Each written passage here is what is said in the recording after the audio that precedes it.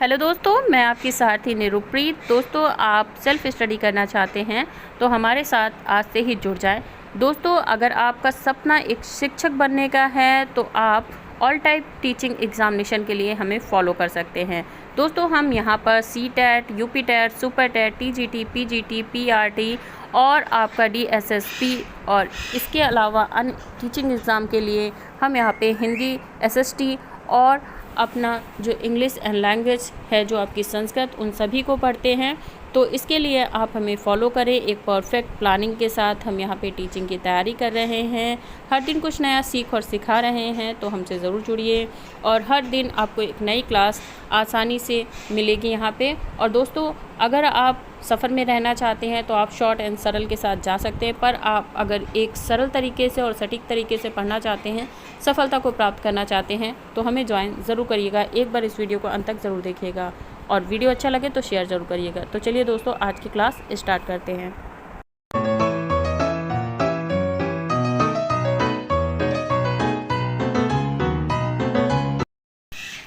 Hello दोस्तों, आज के इस वीडियो में हम पढ़ेंगे शब्द विचार। दोस्तों, अगर आपने मेरे पहले के संधि के वीडियो नहीं देखे हैं तो उन्हें देख लीजिएगा। आज शब्द विचार की ये हमारी पहली क्लास है और इसमें हम सभी जो है शब्द विचार में क्या चीज़ें आती हैं और क्या महत्वपूर्ण हैं, किन्हें हमें पढ़ना चाहिए, कि अगर हिंदी का जो भी क्वेश्चन हमारा आता है किसी भी लेवल के एग्जामिनेशन में, तो किस तरीके से हम इजीली जो है उसे क्रैक कर पाते हैं और किस तरीके से हम साधारणता से उसे सरल कर पाएंगे।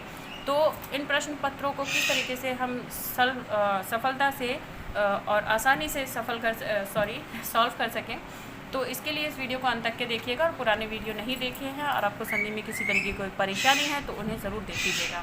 तो चलिए दोस्तों, आज की हम क्लास स्टार्ट करते हैं। और अगर चैनल पे दोस्तों नए हों तो प्लीज़ चैनल को सब्सक्राइब ज़रूर करिएगा। वीडियो अच्छा लगता है तो शेयर करिए, ताकि जिन लोगों को पढ़ने में थोड़ी सी असुविधा हो रही है उनके लिए थोड़ी सी सुविधा हो सके।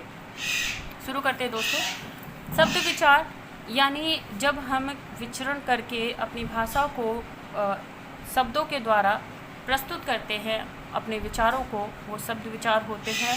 और उन विचारों को किन नियमावली से हम प्रस्तुत करते हैं, उन सभी को हम शब्द विचार में पढ़ते हैं। पहला है उसमें हम पढ़ेंगे उपसंहार और प्रत्यय। उसके बाद हम पढ़ेंगे समास, तत्सम, तद्भव, संज्ञा, अव्यय और पर्यायवाची, विलोम, अनेकार्थी। जैसा कि आप इन सभी को पढ़ते हो, मैं यही कह रही पढ़ते नहीं हो, आप क्या करते हो, एज इट इज़ एग्जाम में आने वाली चीज़ों को पढ़ लेते हो, उसके सीक्वेंस को नहीं समझते हो। आपको पता है कभी भी हम किसी क्रमबद्धता या सीरियल वाइज चलते हैं तो हमें उनके अर्थ के साथ साथ उनके मीनिंग, उनके प्रयोग, उनकी हर एक चीज़ पता रहती है।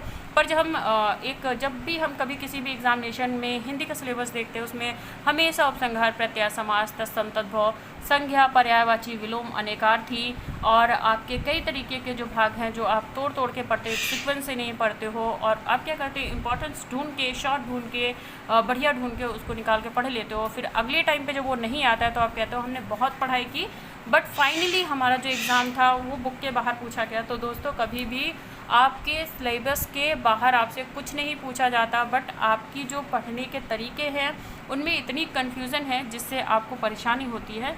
तो अब देखिए, यहाँ पे हम शब्द विचार में इन सब चीज़ों को पढ़ेंगे जिन्हें आपने अपने सिलेबस में देखा होगा, पर आपको नहीं पता है कि वो किसका अंग है। तो चलिए हम आगे चलते हैं। उपसर्ग या प्रत्यय।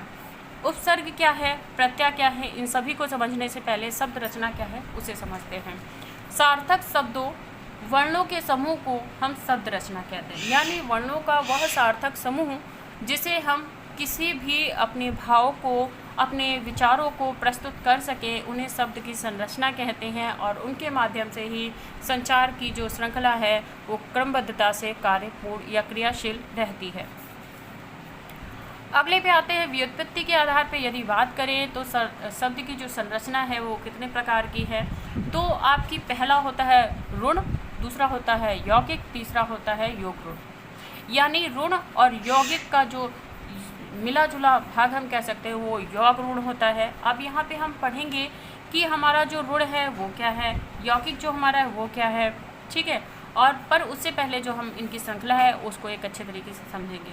यौगिक शब्द की रचना 3 प्रकार से होती है, जिसमें हम उपसर्ग, प्रत्यय और समास को पढ़ते हैं। दोस्तों, यहाँ पे समास जो है एक थोड़ा सा लंबा चैप्टर है, तो उसे हम नेक्स्ट वीडियो में, नेक्स्ट क्लास में ज़रूर कवर करेंगे।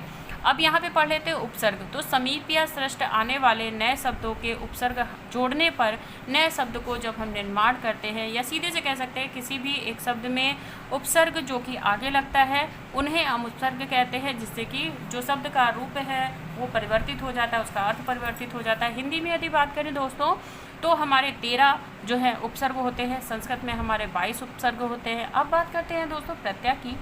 तो प्रत्यय जो है प्रति धन आय से मिलकर बनी है, यानी साथ के बाद और चलने वाले जो भी शब्द होते हैं वो सभी प्रत्यय में आते हैं। और पीछे लगाकर जब कभी हम किसी वर्ण को या शब्द को नया परिवर्तन करते हैं, उनके अर्थ को बदलते हैं, उन्हें प्रत्यय कहते हैं। ठीक है, तो पीछे जो भी वर्ण लगते हैं, उनको जो भी हम वर्ण लगा रहे हैं उसके बाद जो उनको हम प्रत्यय कहते हैं। अब बात करते हैं कि प्रत्यय कितने प्रकार की होती है। तो दोस्तों आपकी प्रत्यय जो है 3 प्रकार में इन्हें विभाजित किया गया है, जिसमें कि ज़्यादातर हम 2 प्रकार को पढ़ते हैं। एक तो कृत प्रत्यय और दूसरा तदति प्रत्यय। कृत प्रत्यय क्या है कि क्रिया और धातु के रूप से जुड़ने वाली जो भी प्रत्यय होती हैं उन्हें हम क्या कहते हैं, कृत प्रत्यय। अब आप सोच रहे होगे कि ये क्रिया और धातु क्या है। जी हाँ दोस्तों, जब हम कोई क्रिया करते हैं, जैसे कि मैं लिख रही हूँ, तो मैं जो है यहाँ पे आपका जो है करता है, लिखना जो है हमारी दोस्तों क्रिया है। जब हम इसमें किसी प्रकार की कोई प्रत्यय जो है जोड़ते हैं तो ये हमारी कृत प्रत्यय होती है। जैसे कि लेख, लेख और अक प्रत्यय अगर हम लगाएंगे तो लेख मतलब होता है लिखना, और अक मतलब जब हमने इसमें लगा दिया तो हमारा हो गया लेखक। यानी अब हमारा जो है धातु जो है जिस कार्य को हम कर रहे थे, जो हमारी क्रिया थी, अब हमारी क्या है, कर्ता बन चुकी है। उसी प्रकार से अगर हम आ धन घेर करते हैं, यानी आ हमारा एक जो विचारणीय शब्द है, जो एक हमारी पीड़ा को भी व्यक्त करता है, एक तरीके से क्रिया भी है। आ जाओ, खा जाओ, यानी आओ। ठीक है, तो एक तरीके से ये क्रिया है, किसी को बुला रहे हैं, जब वो चल कर आएगा तो आओ एक क्रिया है। और इस क्रिया या धातु के मूल शब्द में अगर हम घेर को जोड़ लेते हैं तो ये हमारा हो जाता है घेरा। ठीक है, तो इसी तरीके से कई अन्य उदाहरण हैं जब क्रिया या धातु के में जो प्रत्यय जोड़ दी जाती है तो जुड़ने से जो रूप बनता है उसे कृत प्रत्यय से उत्पादित कृदंत कहते हैं। ठीक है, तो ये एक तरीके के प्रत्यय। अब तदति क्या है? तदति क्या है कि तदति वो प्रत्यय है जो कि क्रिया या धातु को छोड़कर अन्य सभी में लग जाती है। मतलब ना तो वो क्रिया में लग रही है, ना धातु में लग रही है, वो अन्य सभी में लग जाएगी। यानी जब भी वो किसी के साथ लगेगी तो या तो वो संज्ञा होनी चाहिए या किसी का नाम होना चाहिए। ठीक है, यानी संज्ञा क्या है? किसी व्यक्ति विशेष का जो नाम होता है, स्थान का नाम होता है, उसे संज्ञा कहते हैं। सर्वनाम क्या है? उसकी विशेषता मतलब जो उसके विशेष्य होते हैं, विशेषण क्या है? उसकी गुणवत्ता बताने वाले, अवयव उनके विशिष्टता को सृष्ट करने वाले। ठीक है, तो ये चीज़ होती है। अब हमारा क्या है संज्ञा? जैसे सेठ, सेठ किसी एक प्रोफेशनल व्यक्ति का नाम है, अगर उसमें आनी लगा देते हैं प्रत्यय तो हमारी क्या हो जाती है? सेठानी। ठीक है, अगर क्या कहते हैं सेठानी है, उसी तरीके से खुशहाली हो गया, उसी तरीके से धीरे हो गया, उसी तरीके से घरेलू हो गया, घर से घरेलू। ठीक है, यानी तदति प्रत्यय। यहाँ पे क्या है? कद प्रत्यय में क्रिया और धातु में जब भी कोई जो प्रत्यय है योग करेगी तो हमारा कृत प्रत्यय हो जाएगा, जिसे हम कृदंत बोलते हैं। तदति प्रत्यय क्या है? जिसमें हम संज्ञा, सर्वनाम, विशेषण और अवयव में किसी को जोड़ते हैं तो उसे हम तदति प्रत्यय कहते हैं। अन्य प्रत्यय क्या है दोस्तों की कन्फ्यूज़न ये रहती है कि कुछ लोग कहते हैं कि धातु में क्रिया जुड़ने से कृत प्रत्यय बनती है, कई बार आता है कि तदति प्रत्यय जो है धातु अधातु के बिना बनती है। अब बात करें तो अन्य प्रकार की जो प्रत्यय होती है उसमें ऐसा कहा गया कि जो क्रिया या मूल धातु जो है उनके साथ अगर प्रत्यय जोड़ी जाती है तो कृत प्रत्यय और तदति प्रत्यय जो है सहयोग करती है। इस प्रकार से इन्हें अन्य प्रत्ययों में रखा जाता है। तत्सम, तद्भव, विदेशज या फिर विदेशज जो है, देशज और विदेशज, तो इन्हें हम पढ़ते हैं। तत्सम वही शब्द हैं जिन्हें कि हम संस्कृत के अनुभवी रूप में वैसे ही प्रयुक्त कर लेते हैं, उन्हें हम तत्सम कहते हैं। तद्भव हमारे वो शब्द हैं जिसमें हम संस्कृत के शब्दों को विकृत करके प्रस्तुत भाषा में वर्तमान समय की भाषा के अनुसार जो है प्रयोग करते हैं, उन्हें हम जो है तद्भव कहते हैं।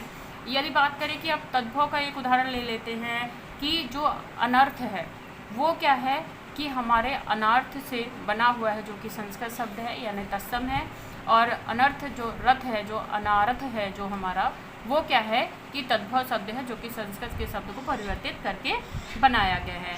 जैसे अंध जो है, अंधेरा, एक तरीके से जो कि तत्सम है, संस्कृत के शब्द को प्रयुक्त किया जाता है। अंधा जो है, एक तरीके से अंधेरा जो है वो हमारा क्या है, हमारा तद्भव है। इसी प्रकार से कई और भी हैं उदाहरण जिन्हें हम आगे पढ़ेंगे, और तत्सम तद्भव आपको पहचानने में आता है अगर आप कुछ शब्द पढ़ते हैं और इनका मीन समझ जाते हैं कि कौन सा जो है संस्कृत को विकृत करके बनाया गया है, कौन संस्कृत के संयोग से बना है, जो गति यूज़ हो रहा है, तो आप आसानी से समझ पाएंगे।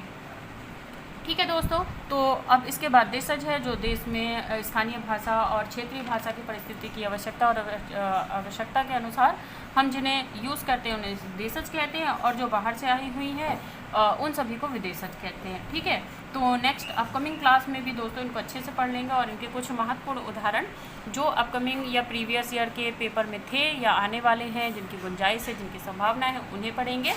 ठीक है दोस्तों, अब यहाँ पे तो हमने बहुत अच्छे से पढ़ लिया। अब बात करते हैं कि हमारे जो शब्द भेद हैं। ठीक है, अब हमने यहाँ पे इसे पढ़ लिया कि यौगिक की जो रचना है वो 3 प्रकार से होती है। अब हमें शब्द भेद कितने हैं, अब क्योंकि यहाँ पे हम पहुँच चुके हैं प्रत्यय के भागों पर, अब यानी हमने एक सेक्शन जो अपना कंप्लीट कर लिया है, उपसर्ग और प्रत्यय।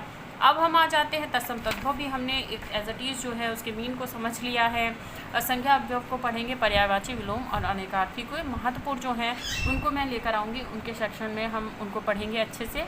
तो अब हम शब्द भेद पढ़ते हैं। शब्द भेद की जो उत्पत्ति होती है दोस्तों, वो क्या है, कितने प्रकार से उत्पत्ति होती है, उत्पत्ति का आधार क्या है।